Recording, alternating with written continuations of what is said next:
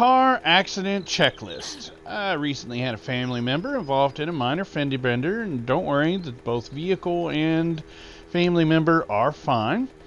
I realized, however, that they did not know what to do in a car accident, and I am a bit of an expert, as I have been in 19 car accidents and 2 motorcycle wrecks. And no, they weren't all my fault. I wasn't the driver for every single one of them.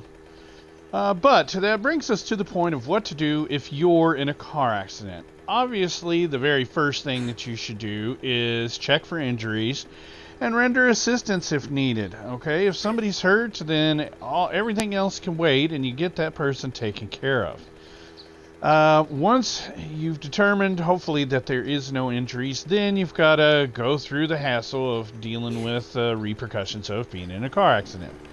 So, if no one was hurt, and it was a minor accident, such as the fender bender from the other day, then you try to move your cars out of the roadway off to the side somewhere where nobody else is going to come zooming along and smash into you.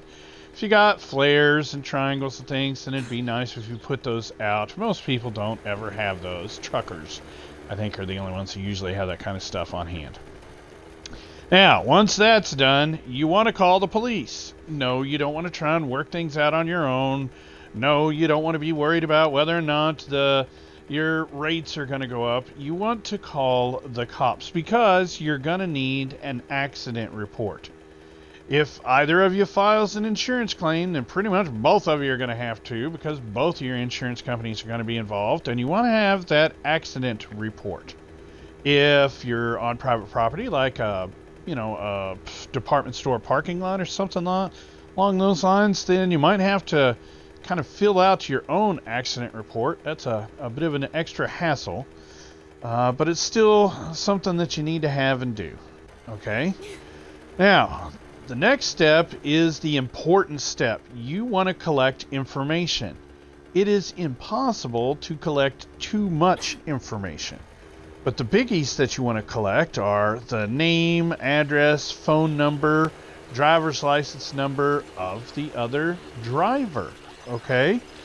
You also want to check and see if the name on the license matches up to the name on the car registration, because if not, then you want to know that driver's relationship to the car owner. That could be important for later.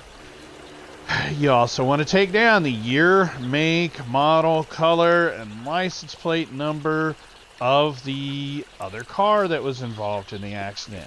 Some of this stuff kind of goes without saying, not all of it. But, again, you want to have more information rather than less. So, along those lines, you can take pictures of all of that information. It's modern age. You don't have to do the old school piece of paper and a pen like I would, of course, be prone to doing. No, my friend, you can just clickety-boo a little picture with your phone. Bada bing, bada boom. All good, right? Now, after you've gotten all of that, never ever share your social security number, your coverage limits, or a bunch of personal details about your life. There are some people that will just throw up all kinds of information on somebody that they didn't even ask for. No. Stick to the facts of the situation.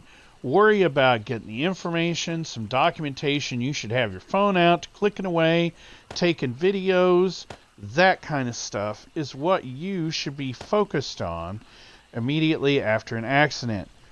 And that brings us to documenting the scene. You take pictures of the car, of where it happened, of anything that might be around.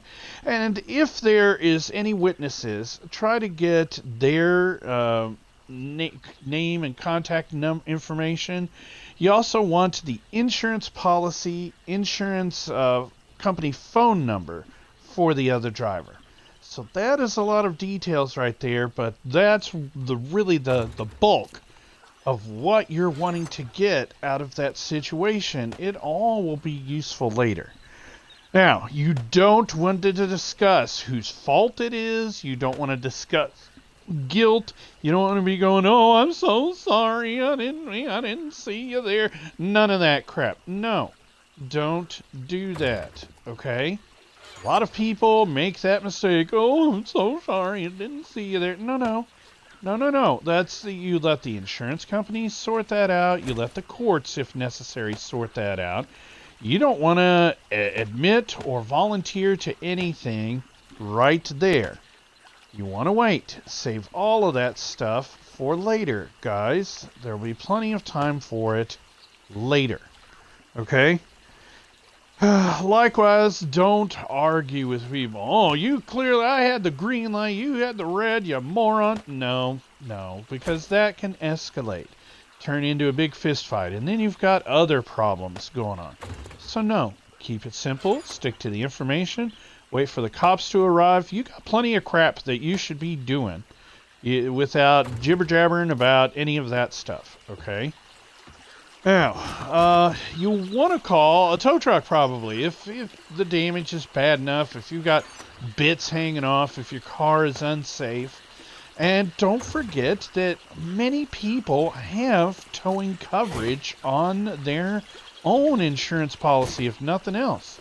And that's something that can, your insurance companies can duke it out to get reimbursed for, blah, blah, blah. Okay?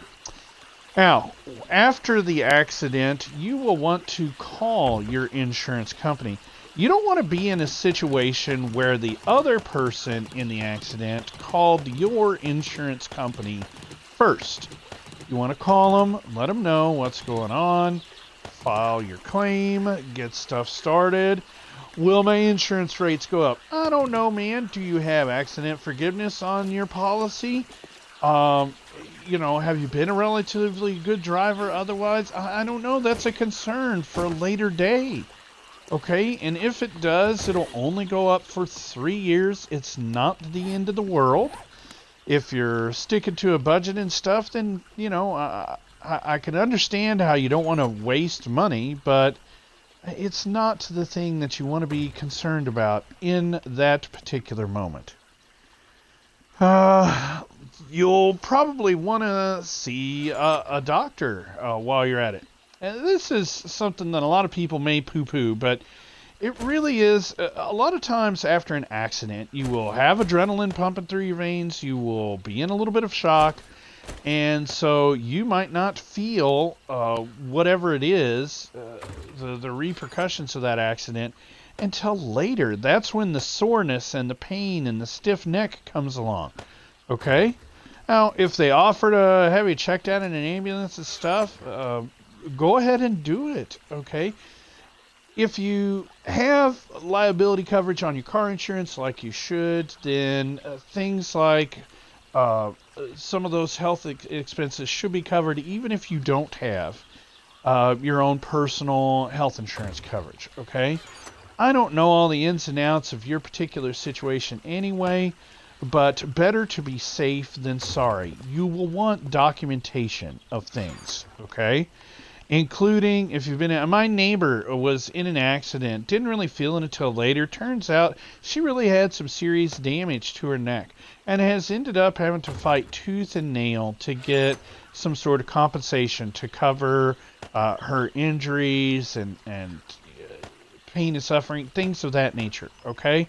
So just trust me, you want to document those situations. You want to have that stuff in hand, okay? Now, you can be proactive. By being proactive, I mean be prepared a little bit ahead of time. It's no big deal to have your insurance information programmed into your cell phone. Okay, so that's one place I would start. Another is making sure you keep all of your insurance documents in the same place in all your vehicle. That's what the glove box is for, but some people don't. Oh, no, I think it's under the back seat on the passengers. Really? Freaking, because that's what you want to be doing after you've just had an accident, is scrounging around in your back seat looking for a bunch of bullcrap that you should have had at hand. I like to keep mine in a Ziploc baggie. I swap out my insurance cards every 6 months. Boom, no sweat. Easiest thing in the world, okay? And you could jot down some notes from this video. Har, I know.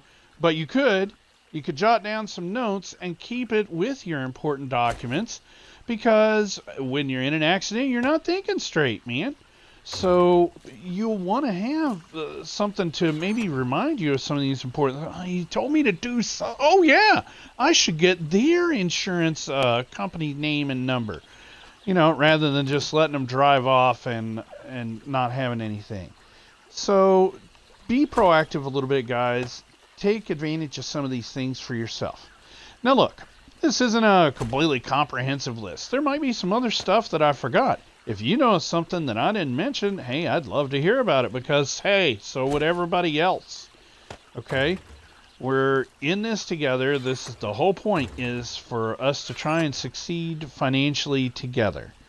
So drop those in the comments below the video or share that with me at fustyandfinance@gmail.com.